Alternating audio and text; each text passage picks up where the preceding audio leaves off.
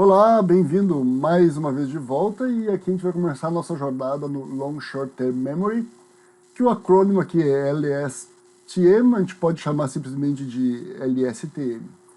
Então vamos ver o que a gente vai estudar com a Long Short Term Memory.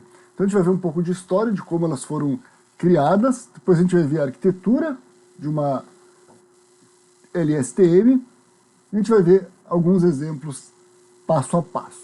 Então é isso que a gente vai ver aqui neste tutorial. Então a gente viu nos tutoriais anteriormente o problema do Vanish Gradient.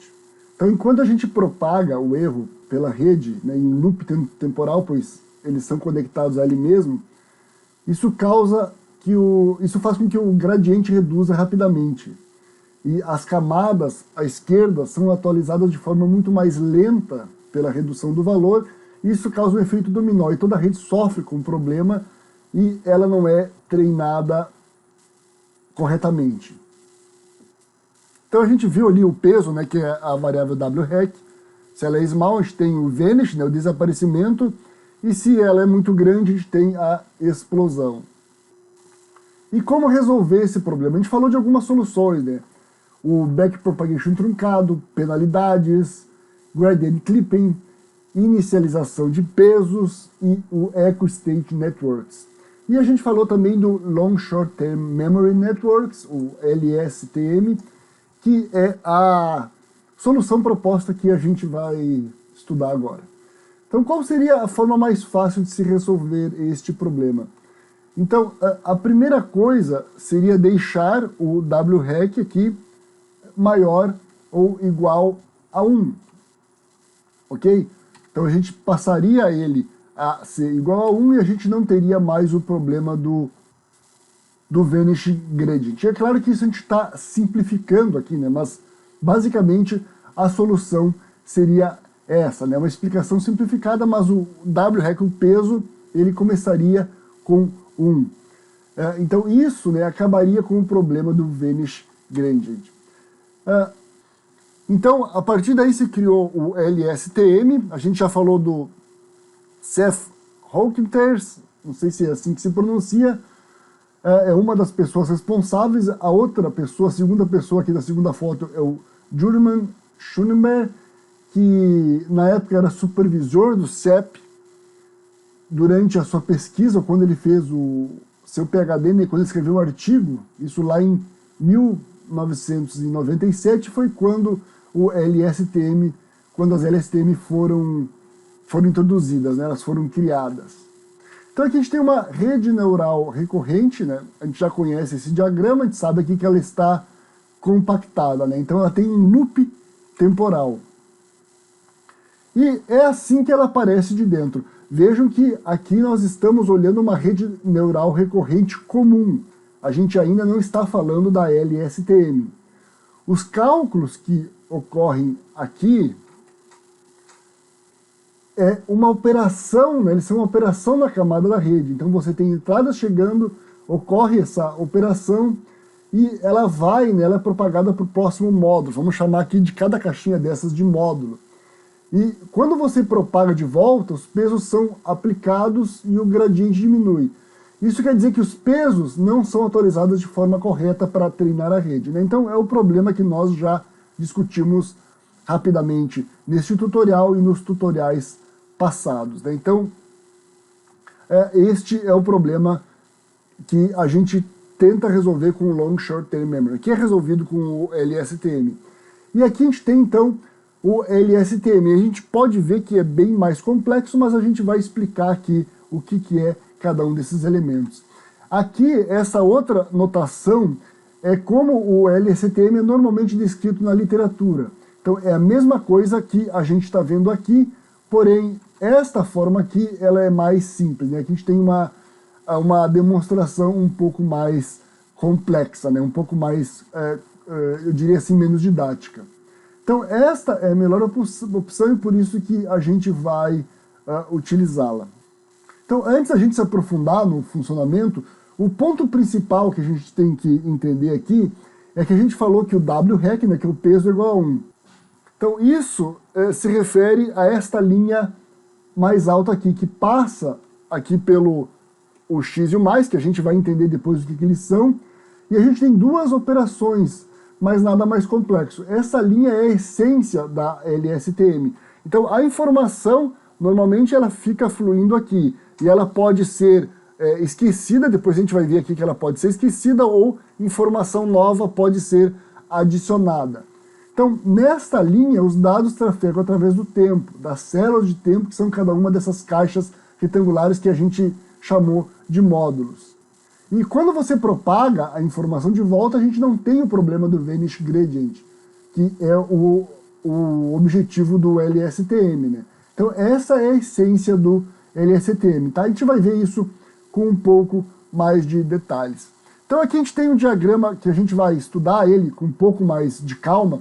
Então a gente está vendo aqui algumas notações, ó, você pode ver aqui uma legenda, C quer dizer memória, então CT-1 quer dizer que eu tenho uma lag aqui, eu estou voltando um intervalo de tempo, né? T quer dizer uma amostra de tempo. A gente tem um vetor de dados coletados no tempo, que é T, né? Então quando a gente tem T, a gente está se referindo ao intervalo atual que está passando pela rede, T-1, a gente está voltando, né? É o chamado de lag. Então o C é memória, o H aqui é a saída, então aqui a gente tem H e H, aqui se refere à mesma saída, tá? Ela está apenas indo para caminhos diferentes. O X aqui a gente tem uma entrada, o T, como eu falei, é o tempo, e o T-1, como a gente já falou, é um atraso, é um lag. Então a LSTM, ela recebe 3 entradas. Aqui, CT-1, HT-1 e X, ok? Então são essas 3 entradas que ela recebe. E ela tem 2 saídas, que é o C, né, que é a memória no tempo, e o H, que é a saída no tempo. Lembrando que aqui esse H é o mesmo, é a mesma informação. Então tudo aqui é um vetor, né? Um vetor com dados coletados no tempo, né? São dados temporais. Então o xt aqui, ó, ele é um vetor, não é um único valor. Então continuando aqui com a nossa explicação, a gente tem o vector transfer, que é qualquer linha, aqui é um vetor passando, né? São dados sendo transferidos, como a gente falou aqui. Com concatenação, desculpa, a gente tem 2 linhas combinadas em uma. Como a gente pode ver aqui, por exemplo, a gente tem uma concatenação. Mas a melhor maneira para você imaginar isso é que você tem 2 linhas em paralelo com a informação passando. E o copy, que você pode ver, por exemplo, aqui, é que a informação ela é copiada, né? Ela é dividida e ela segue por 2 caminhos diferentes. E agora começa a ficar mais interessante, né, que nós temos os pointwise, que a gente pode ver que são 5. Então a gente tem X aqui, ó, que são as válvulas. Vocês podem ver que essas válvulas têm nome, forget, de esquecer, a notação técnica dela é F. A válvula de memória, que a notação é V, e a válvula output de saída, que a notação é O. Então a válvula forget é quando a rede precisa esquecer um valor. A válvula memory é quando você vai adicionar um valor. E o output é quando você vai tratar o valor e você vai colocar ele numa saída. Então este aqui seria o equivalente a uma válvula X, né? Uma válvula seria o equivalente a isso no encanamento. A água passa, você pode fechar ou deixar passar, né? Então isso que são as válvulas aqui, são equivalentes às válvulas aqui no nosso exemplo. Cada válvula é controlada pelo operador da camada aqui abaixo. Então a gente tem aqui o sigma, né, que é um sigmoid activation function. Baseado na decisão, a válvula fecha ou abre. Se ela estiver aberta, a memória passa livre. Se ela fechar, a memória não passa, né? Então aqui esta função vai decidir se a válvula ela vai abrir ou fechar. A segunda válvula aqui, que é a válvula de memória, ela também é controlada aqui por sigma. A gente também tem aqui o sigma. e é uma operação na camada de rede. E ela vai ser adicionada ou não à memória de rede, dependendo do que é decidido nessa válvula. Então veja que a gente tem uma adição. Ó. Então os dados podem ser adicionados ou não à rede. E a terceira válvula aqui que a gente tem é também controlada pela função sigmoide. Lembrando, né, que a função sigmoide ela varia de 0 até 1. Essa é a válvula de output. E agora vamos falar aqui desse sinalzinho de mais, né? Então aqui a gente pode adicionar memória. Então, fazendo uma analogia com o encanamento, seria o equivalente a isso aqui, ó. Você tem o fluxo passando e você pode ou não adicionar mais informação aqui a este fluxo, ok? Então isso seria o equivalente aqui a este pointwise. E o quinto, né, eu falei que são 5 pointwise, a gente tem aqui a operação tan, né, de tangente, que é outra operação pointwise. E você tem as operações da camada da rede neural, né, que são os retângulos amarelos aqui, ó. Então são as operações das camadas da própria rede neural. E a gente tem aqui as operações da rede, a gente tem aqui a camada de entrada, né, de saída, tudo aqui é um vetor. Você tem uma camada de sigmoides controlando o valor de cada um desses vetores. Então são vários sigmoides, a gente tem uma camada entrando e saindo, ok? Então a gente vai ver isso, como funciona passo a passo, ok? Então aqui a gente teve uma descrição dos elementos que formam aqui o LSTM, né? Então, aqui, como eu falei, aqui o H é saída, né? Mas aqui, como ele tem a saída do outro módulo, né? Do módulo anterior, que serve como entrada para o módulo atual, né? E aqui a informação sai em direção ao próximo módulo e aqui ele sai da rede, né? Como se fosse o output, como ele gerasse a informação final. Então vamos ver como funciona passo a passo. Então você tem um valor chegando. Então, esse valor ele está chegando do nó anterior e eles são combinados para decidir se a válvula deve abrir ou fechar. Então, você tem esses dois combinados e decide quais valores vão passar ou não, se vão passar, né?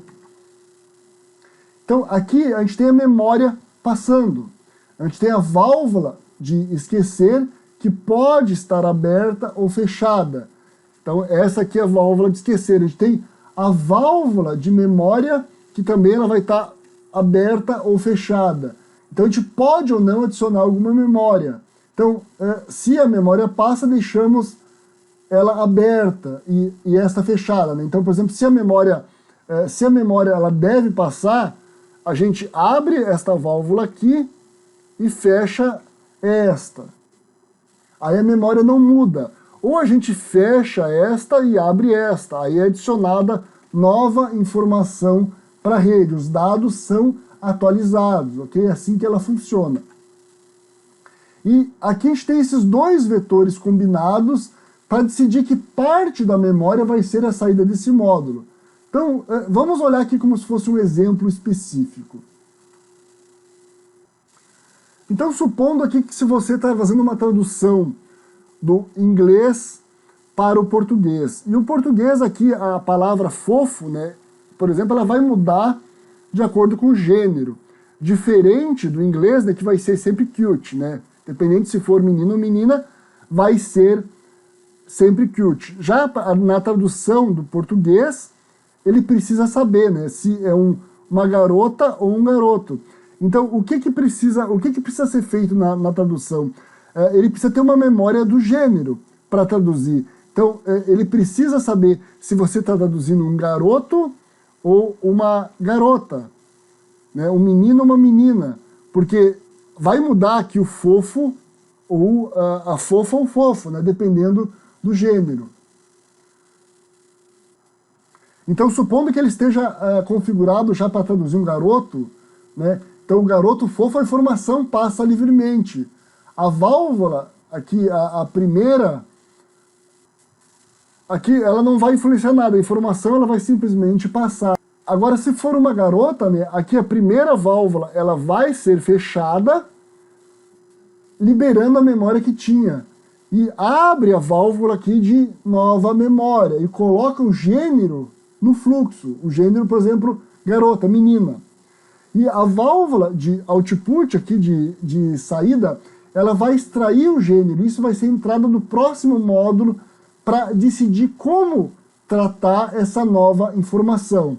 Okay? Então, basicamente é este o processo que funciona, a gente olhando ele graficamente sem os aspectos matemáticos, ok? Então, uma rede neural LSTM, ela tem todos os elementos de uma rede neural artificial, porém ela tem os aspectos de poder manter a informação, porque ela precisa da informação passada para tomar a decisão de como ela vai prever ou gerar o output, a saída dos dados futuros. Então, por isso ela tem a capacidade de esquecer alguma informação, quando ela precisa recalcular algum valor, ela precisa refazer, né? Ela tem a capacidade de manter uma memória, né? Por exemplo, para traduzir o fofo ou fofo corretamente. E, claro, ela tem os aspectos, por exemplo, da função de ativação para que ela tenha o funcionamento de uma rede neural tradicional, ok? Então aqui algumas sugestões de leitura para a gente encerrar essa sessão. Este aqui é o documento original de quem criou o documento que originou a LSTM. Então foi escrito por Seth Hockenter e Jurgen em 1997. E se você não quiser entrar muito no aspecto matemático, né, que tem no artigo anterior, esse outro artigo, Understanding LSTM Networks, por Christopher O'Hara, 2015, também tem uma ótima explicação, e a matemática aqui ela é mais básica, não é tão aprofundada como no anterior. E por fim aqui, uma última dica de leitura, Understanding LSTM and its Diagrams, ok? Então é uma leitura aqui com bastante diagramas, bastante visual, mas que tem menos aí o aspecto matemático. Então fica aí essas sugestões.